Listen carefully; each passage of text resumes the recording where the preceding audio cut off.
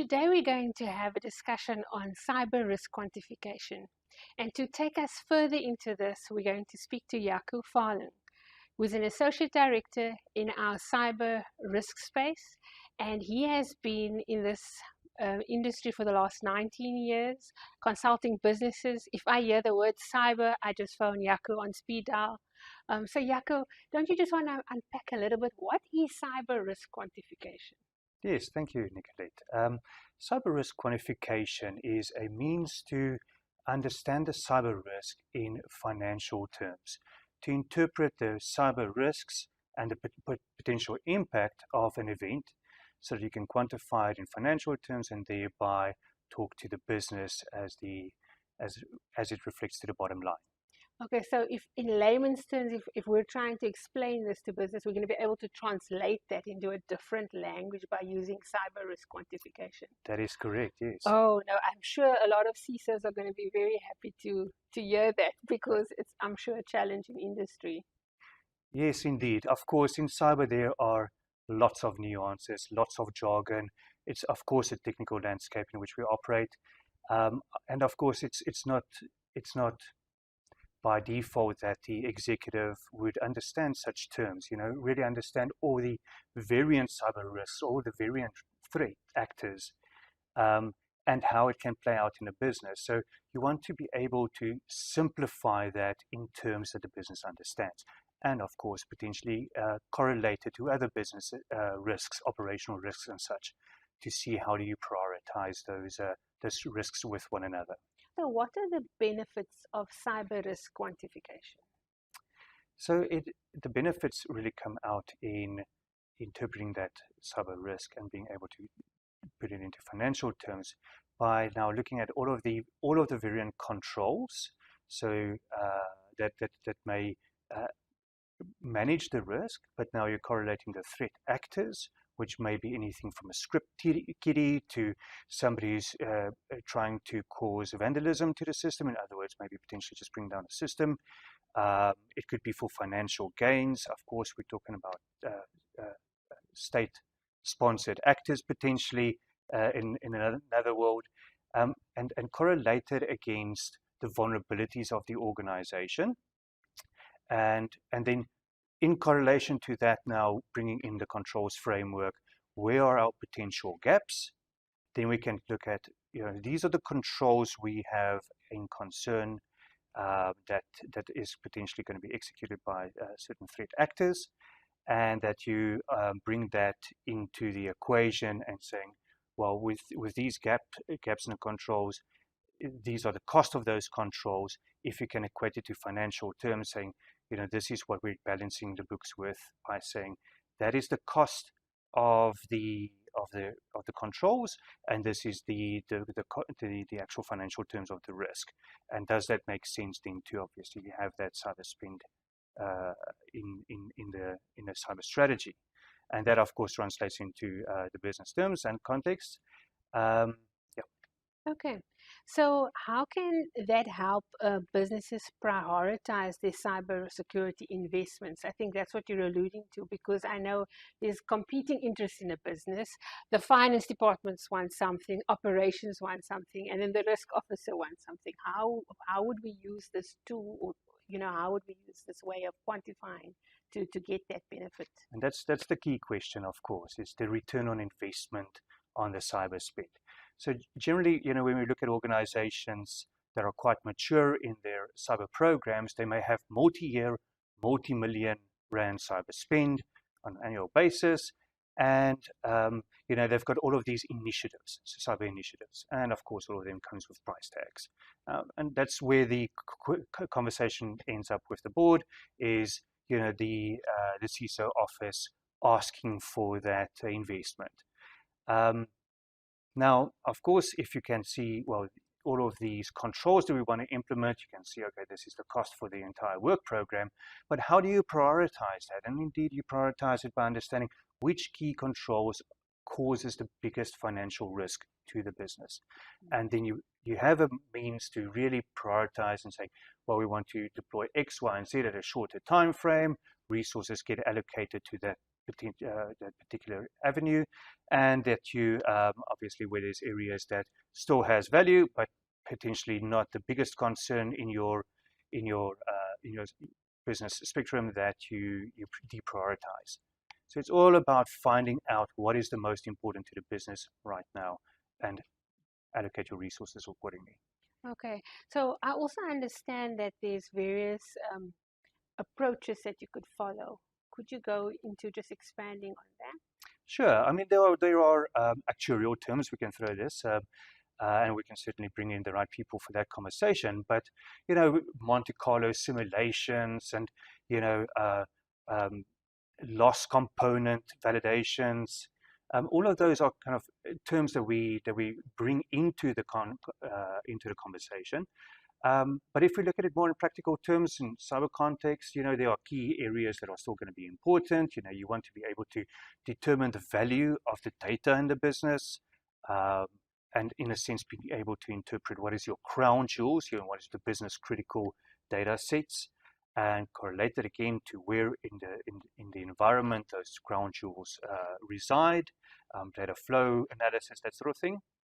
And then you can see, where in a network are your critical systems, and then you can start thinking about, threat actors, what are vectors and such,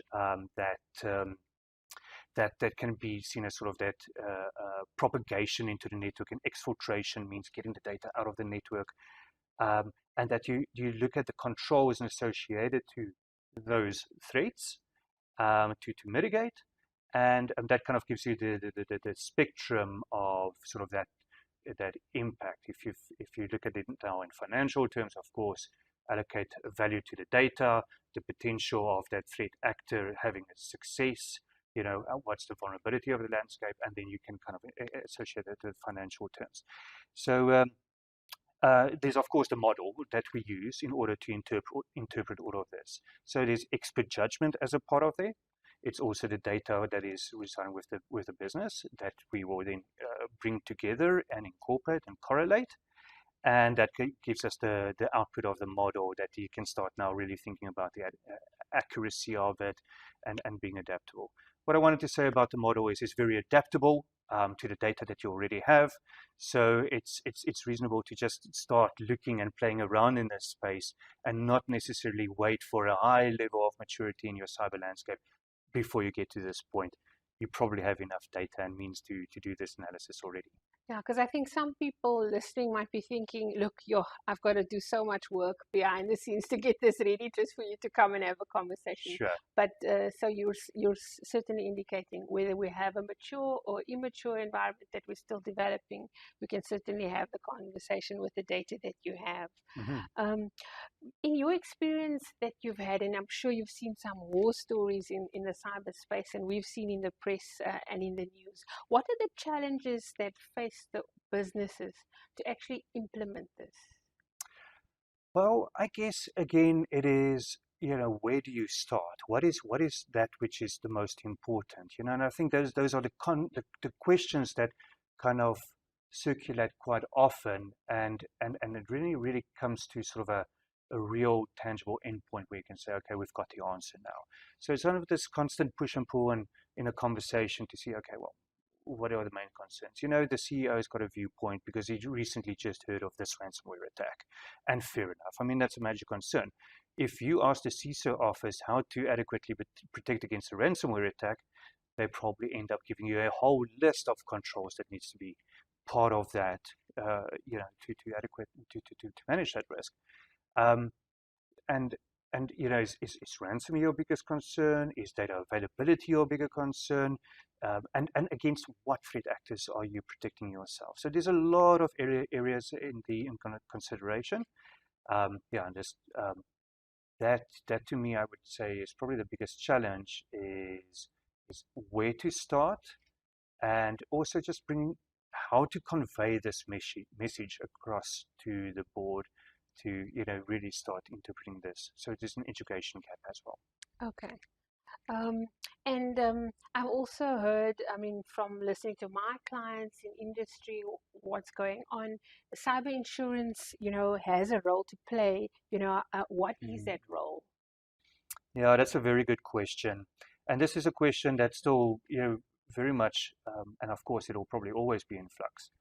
Um, you know, there, there, there was an initial intention for business to really, because of the complex nature of cyber, to outsource that risk to insurance firms. So we've definitely seen that trend, um, but we've now also seen a bit of a trend and a resistance from insurance firms to actually pick up this risk. I guess the main reason for that is that in the event of a cyber event, how do you adequately equate the cost of that? Are we now talking about incident response costs? Are we talking about recovery costs? Are we talking about reputational costs? Where does this line draw from an insurance perspective? What they're willing to recuperate on some of those business costs. So that was the initial challenge, or where we're currently sitting with insurance, I think, where the industry will probably need quite a bit more maturity on this front. And I think, going down this avenue, this is probably the way that insurance firms would want organizations to tackle the problem, because it gives them assurance that you understand the financial impact of events, that you're interpreting this. And of course, this is something that insurance firms will also pick up from their own perspective to start, considering, the quantification of the cyber risk.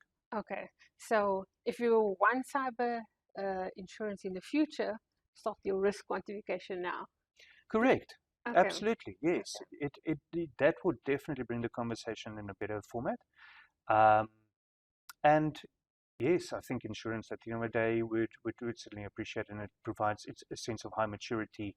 And of course, you can argue the points on prioritization of the cyber strategy. Okay. And how does the cyber risk quantification differ from the traditional risk management approaches that we've seen?